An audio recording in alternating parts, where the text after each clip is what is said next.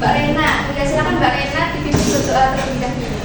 Baik, sebelum kita mulai belajar, mari kita berdoa supaya diajar. Amin. Oke, gimana kabarnya anak-anak? Baik, Bu. Kok masih lemes gitu ya, ngantuk? Ya? Iya. Apa kabarnya anak-anak? Masih lemes ya, harus semangat, harus semangat. Baik, Bu. Kabarnya anak-anak? Baik. Sebelum memulai pembelajaran, saya akan presentasi dulu. Ini siapa yang nggak masuk? Sabar, terus? Ini ada sabar, Radel, Titis. Titis nggak masuk. Itu nggak masuk. Itu kenapa itu nggak masuk itu? Oh, sakit semua itu. Radel banyak bocor itu katanya tadi. Oh, banyak bocor. Iya. Masih telat mungkin. Oh, masih telat. Oke, masih ingat nggak pembelajaran minggu lalu itu kita belajar apa? Minggu lalu kita sudah belajar struktur pasar, kita sudah mengenal tentang bentuk-bentuk pasar, struktur pasar, kemudian pengertian, definisi, dan lain sebagainya. Sekarang kita akan membahas rencana pembelajaran hari ini, kita akan membahas tentang marketing. Nah, di dalam marketing kita akan belajar tentang definisi dan tujuan marketing, segmenting, targeting, positioning, kemudian strategi pemasaran, dan juga brand awareness. Nah, tujuannya rencana pembelajaran ini agar peserta didik itu mampu mengetahui definisi dan tujuan marketing, kemudian mengetahui tentang bedanya segmenting, targeting, dan positioning, kemudian tahu langkah-langkah cara memasarkan brand atau produk itu dengan efektif itu bagaimana, kemudian tujuannya yaitu mengenal brand awareness gitu. Belum kita masuk ke pembelajaran, kalau SBY dulu gimana? Boleh?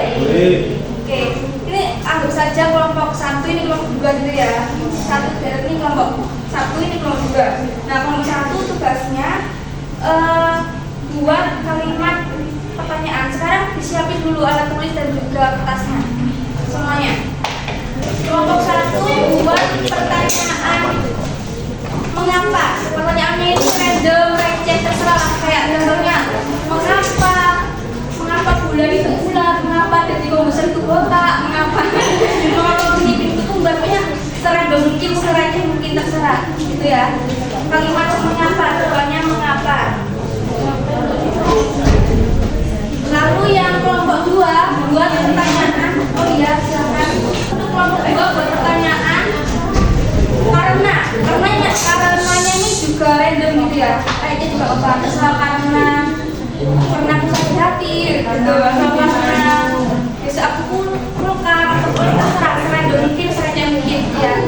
Ini buat pertanyaan mengapa, ini buat pertanyaan pertanyaan dari pernyataan gitu ya. Paham semua? Oke, Bapak sini Mbak Nova.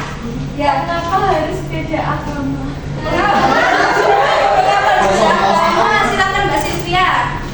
Karena aku bahagia. Oh, bahagia. Kalau salah satu bisa login.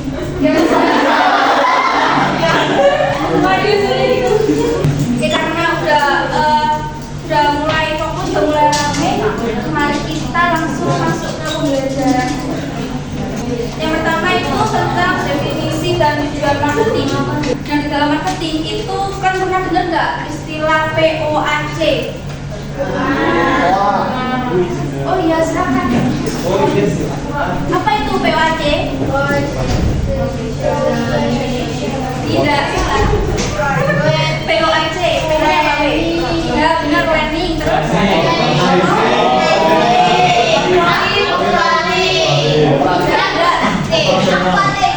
tidak. Oh.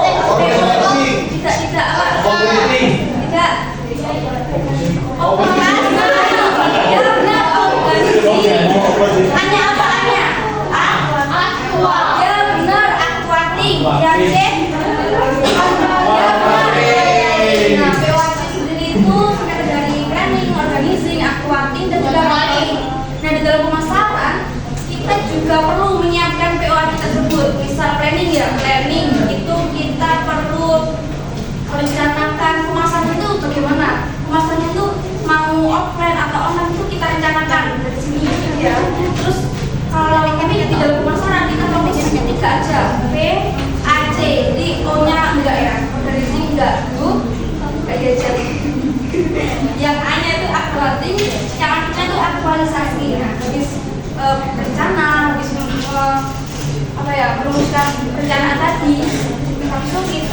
aktualisasikan, kita langsung action biar nggak hanya sekedar angan-angan aja gitu rencananya. Nah itu masuk ke aktualisasi. Kemudian ada C itu controlling.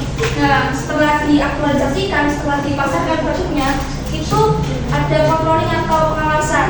Kayak ada evaluasinya itu bagaimana gitu. Itu sangat perlu dalam pemasaran. Kemudian tujuan utama dalam marketing itu yang pertama membangun kesadaran merek, yang kedua menciptakan minat terhadap suatu produk, yang ketiga mendorong pembelian atau aksi dari target pasar, dan yang keempat membangun brand awareness. Selanjutnya kita masuk ke segmenting, targeting, dan positioning. Sebelumnya ada yang tahu nggak segmenting, targeting, positioning itu apa? Artinya segmenting itu kayak apa? Itu ya, sebenarnya apa itu artinya? Pengelompokan. Benar, pengelompokan. Ini itu apa? Wah. Ya, usahakan demografis, itu masuk ke segmenting.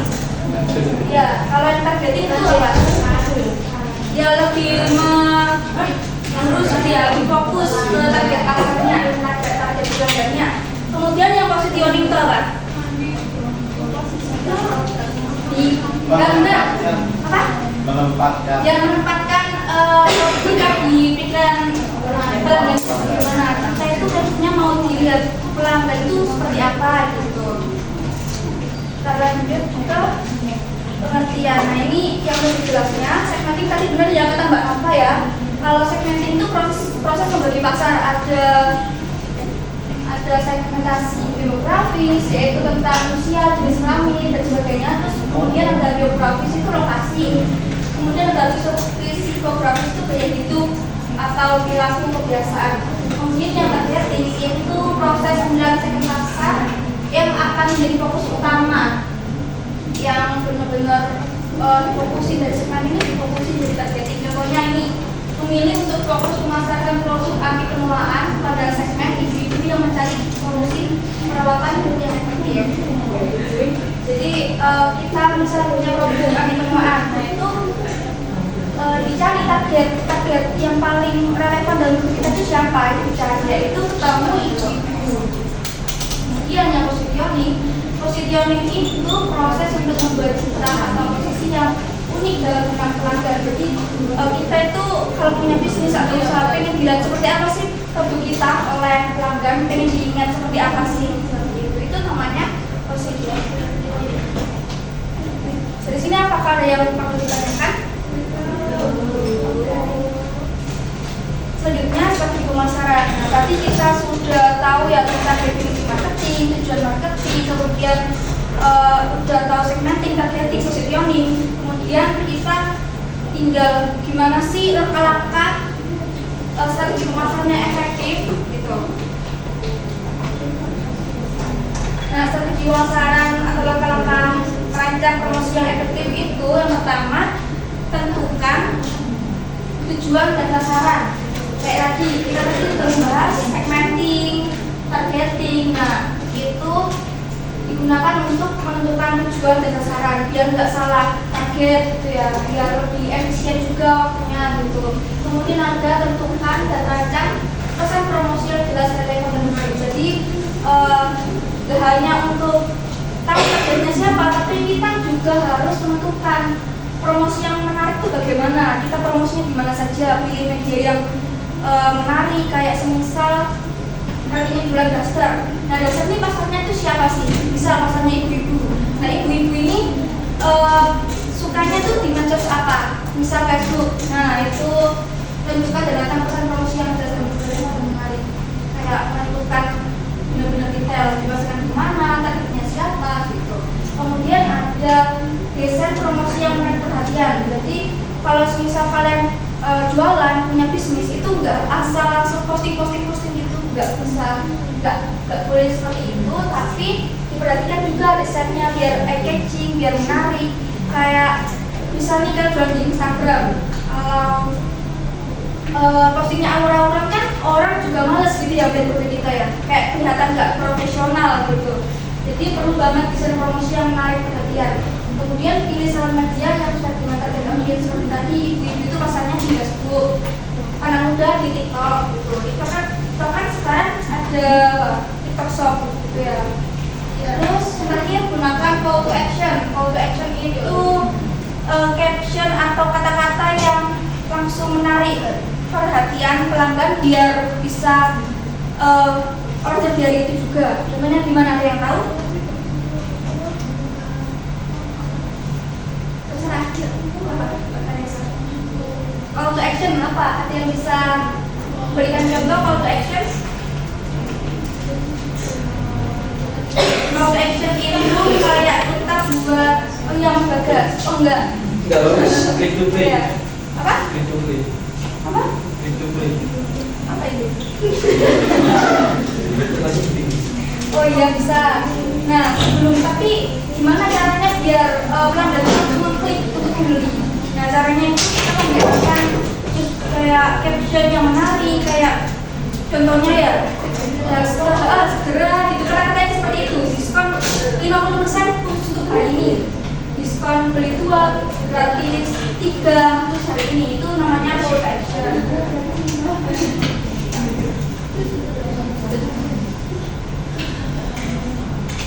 Kemudian kita masuk ke pembahasan brand awareness. Nah, brand awareness ini adalah tingkat pengetahuan atau kesadaran yang dimiliki oleh konsumen terhadap sebuah merek atau brand. Hal ini mencerminkan bagaimana konsumen dapat pengenalan mengenai suatu merek jika disajikan dengan nama atau elemen tertentu yang terkait dengan merek tersebut. Jadi kayak apa sih bedanya sama positioning? Itu hampir mirip ya sebenarnya. Cuma kalau brand awareness ini fokusnya kayak kita harus tahu sejauh mana sih pelanggan itu tahu ke kita. Nah, caranya itu bagaimana? Caranya itu tentukan dulu positioningnya, itu kita buat tagline yang menarik, terus buat logo yang pedas kesimpan mungkin tapi menarik gitu. Lalu pentingnya brand awareness sendiri untuk mempermudah total merek, ya, kemudian meningkatkan kepercayaan konsumen, ketiga meningkatkan penjualan, keempat mendorong loyalitas pelanggan, dan kelima daya tahan terhadap pelanggan. Sekarang ibu mau bagi kelompok ya, satu kelompok itu 4-5 orang. Kita mau game. Ini gamenya tebak logo perusahaan. Jadi nanti tunjuk kalian, misalnya ada 5 orang, tunjuk 1 orang untuk yang bilang jawabannya. Siapa yang coba? Kelompok 1, siapa yang mau ngomong? Siapa yang mau jawab? Sama. Kelompok 2? Iya. Siapa ini? Oh, silakan jawab di sini. Iya. Dua. Ada yang isinya di sini gitu. Kemudian 4. Ada yang sini satu, ada yang satu. Mas. Pokoknya masing-masing. Nanti jangan lupa tunjuk 1 orang yang angkat tangan dan jawabannya. Nanti dari semua jawabannya diskusi gitu ya.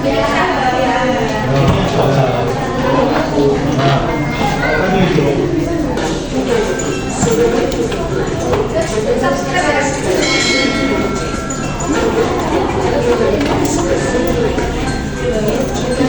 Mulai langsung angkat tangan cepetan. Boleh. Ini dulu kalau bisa ini kita sampai ini bersama.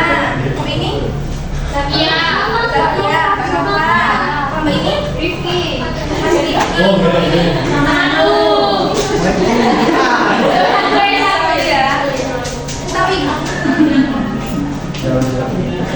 Siap semua?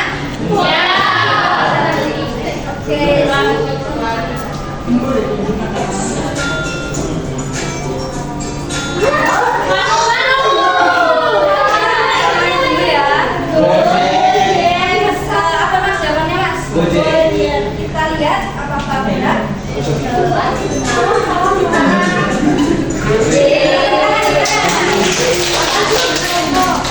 Selanjutnya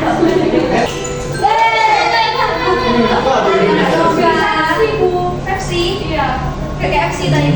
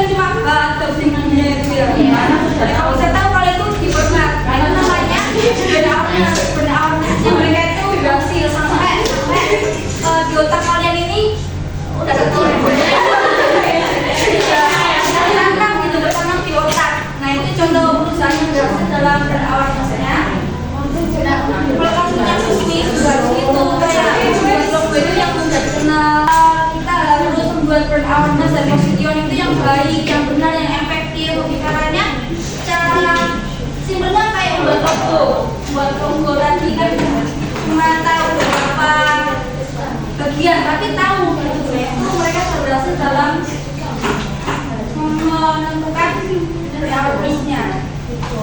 Nah, tugas selanjutnya Ibu akan kasih tugas tentang brand awareness tadi. Nah, nanti tugasnya itu kalian menjelaskan faktor-faktor apa saja sih yang membuat brand tersebut tuh berhasil sampai kalian tuh bisa menebak gitu. Nah, nanti pertanyaan selengkapnya ada di sini, nanti bisa dibaca lagi. Ibu kasih dulu kelompok 1. Kelompok 2 tadi mana? Ini ya? Ya. Kelompok 2. Kira-kira 3. Udah pada pegang LKPD-nya masing-masing? Oke, di sini ada kelompok, nanti tulis ya kelompok berapa, lalu kelasnya itu kelas 12 apa, nama anggotanya juga ditulis lengkap. Nah, di sini ada logo perusahaan, itu ada Gojek, ada Apple, ada apa tadi, Domino's, itu dan lain-lain. Nah, nanti tugasnya bagaimana, misal ini ABC ya, bagaimana ABC membedakan dirinya dari pesaing dalam mencapaikan brand awareness yang kuat di pasar. Jelaskan faktor-faktor apa saja yang membuat perusahaan tersebut sukses. Dan nanti disesuaikan dengan brand-brand yang kalian dapat, gitu ya. Paham semua? Oke, Ibu kasih waktu 10 menit untuk mengerjakan. Saya mau tanya.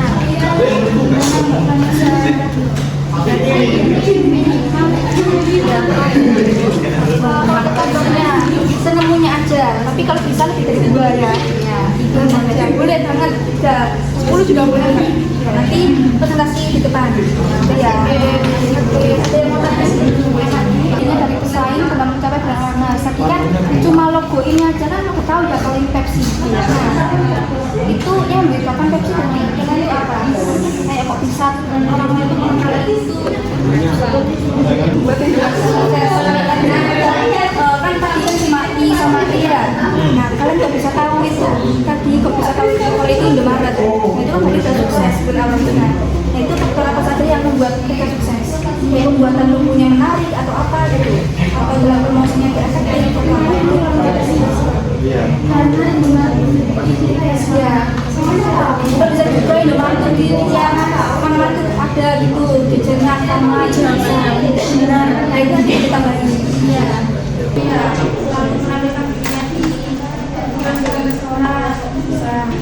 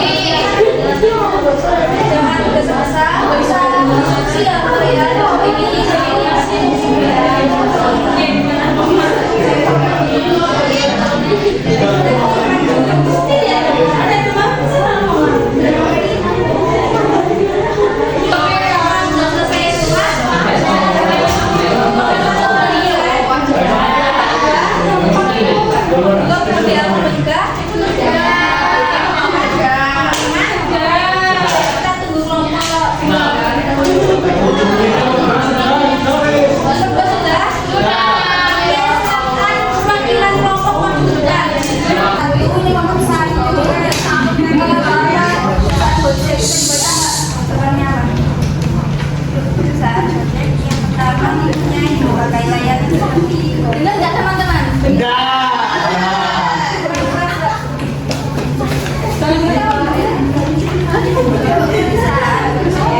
Yang pertama mempunyai berbagai layanan seperti komput, mobile, proses dan lain sebagainya. Yang kedua, terlibat dalam kegiatan masyarakat dan acara besar. Kemudian menjadi pikiran berbagai perusahaan besar. Keempat, memanfaatkan pemasaran digital secara efektif. Dan yang terakhir, memperhatikan kualitas layanan dan pengalaman berikutnya. Oke, tepuk tangan untuk kelompok 1. Selanjutnya kelompok 2. Bagaimana Pepsi membedakan dirinya dari pesaing sama si Pepsi kan dirinya di resto atau tempat lain, nah itu selalu menampilkan dirinya di resto atau tempat lain. Jadi kalau bisa perbanyak cabang kayak itu gitu ya, biar semua orang tahu gitu. Selalu kolaborasi dengan teman-teman dan influencer. Nah itu harus selalu kolaborasi pada influencer yang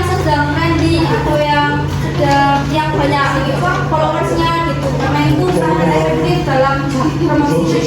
Lanjut, inovasi produk. Lanjut, cepat tanggap terhadap tren. Dan yang terakhir, komitmen terhadap kualitas dan kepuasan konsumen. Oke, kekurangan. Faktor-faktor yang membuat nggak diskusi. Aku sebutkan saja itu yang pertama, Indomaret ini memiliki tata letak yang strategis. Kemudian dalam hal pemilihan warna ini, warna dari Indomaret sendiri ikonik dan mudah diingat.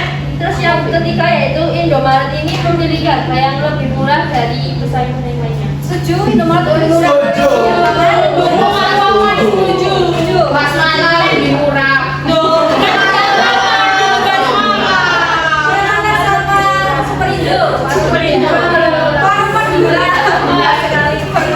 Di luar konteks. Saya tepuk tangan dulu. Bisa langsung tutup. Boleh.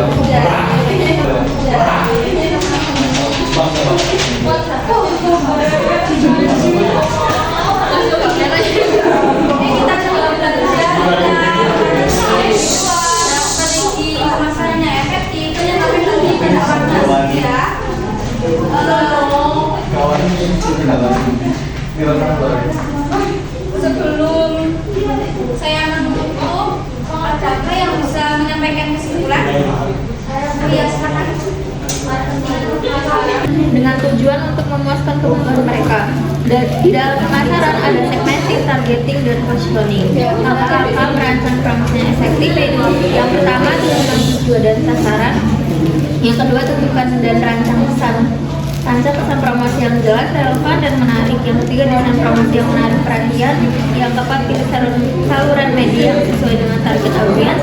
Yang kelima gunakan CTA dan Oke, terima kasih Mbak Caca. Selanjutnya saya akan memberikan klarifikasi ini motivasi yang apa ya, aku gitu ya buat saya ya, kayak apa ya, masalahnya itu soal apa ya, kalau masalahnya itu motivasinya itu saya ingin gitu. Nah, karena kelas debat tak kenal yang kena ini dari dirinya Hi-Fi, dan kelas debat tak kenal yang dilakukan. Jadi kalau kalian juga apa ya punya masalah yang besar, yang berat, itu nggak apa-apa, karena kalian akan menjadi orang yang hebat gitu.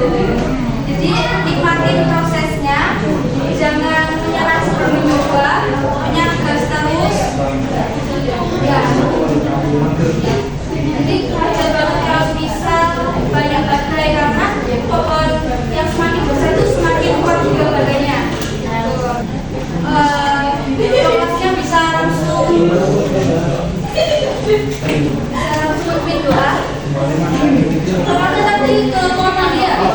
Saya gantiin aja Bu. Oh iya, Baik, kawan sebelum kita pulang, mari kita akhiri pelajaran hari ini dengan membaca doa agar ilmu yang kita dapatkan hari ini berkah. Amin. Amin. Ya Allah. Berdoa selesai.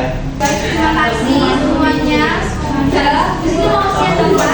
Nanti semangat.